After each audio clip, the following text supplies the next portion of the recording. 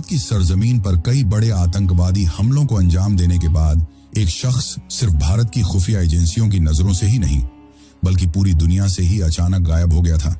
हालांकि भारत से फरार होने के कुछ दिनों बाद ही खुफिया एजेंसियों के पास एक दिन अचानक से उसकी मौत की खबर पहुंचती है। लेकिन दिल्ली में बैठा एक शख्स ऐसा था जिसे आज भी जासूसी की दुनिया का चाणक्य कहा जाता है। वो ये बात मानने को तैयार ही नहीं था कि भारत को इतने जख्म देने के बाद वो आदमी इतनी आसानी से और अचानक से मर सकता है। और उसकी ये बात पूरे 15 साल बाद तब सच साबित हुई जब एक दिन भारतीय खुफिया एजेंसियों को उस आदमी के जिंदा होने का सिर्फ एक बाल जितना सा सबूत मिलता है। बस इतना सा सबूत मिलने की देरी थी और जासूसी की दुनिया का चाणक्य कहा जाने वाला वो शख्स उस आदमी को जिंदा खंगालने में दिन रात एक कर देता है।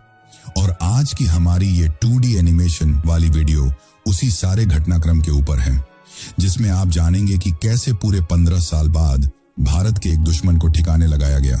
दरअसल साल 2023 की शुरुआत में यूरोप के एक छोटे लेकिन बेहद व्यस्त शहर के पासपोर्ट विभाग में काम करने वाला एक जूनियर अधिकारी अपने सिस्टम पर पुराने डेटा की सफाई कर रहा था। ये एक बेहद उबाऊ काम था क्योंकि उसे उन फाइलों को डिलीट करना था जो 10 साल से ज्यादा पुरानी थी। लेकिन तभी उसकी स्क्रीन पर एक नाम चमका, ऐसा नाम जो सिस्टम के हिसाब से 8 साल पहले मर चुका था। रिकॉर्ड कह रहा था कि उस व्यक्ति की मौत 2015 में हो चुकी है, उसका डेथ सर्टिफिकेट जमा है और उसका पासपोर्ट कैंसिल हो चुका है।